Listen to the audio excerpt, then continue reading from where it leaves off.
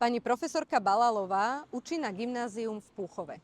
Už viac ako 30 rokov. Patrí medzi najlepších učiteľov na Slovensku. Dokonca vyhrala konkurs na riaditeľku gymnázia. Postavili sa za ňu vlastní kolegovia a viac ako 1000 ľudí v petícii.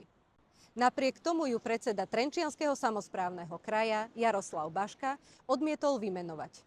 Prečo? Jedným z dôvodov malo byť aj to, že si 17. novembra na Sviatok demokracie pripla trikoloru. Symbol slobody a demokracie. Vraj tak doniesla politiku do školy. Toto má byť ten problém? Náš kraj prichádza o mladých ľudí. Ak ich chceme udržať doma, potrebujeme na to kvalitné školy. A kvalitné školy stoja na kvalitných učiteľoch. Tých by sme si mali vážiť a nie ich kádrovať.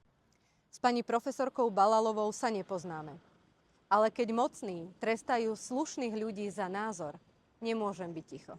Pán Baška, vysvetlite ľuďom v Púchove, prečo nerešpektujete výsledky vlastného výberového konania, do ktorého ste obsadili vlastných ľudí. Ľudia si zaslúžia odpovede tak, ako si gymnázium zaslúži vedenie.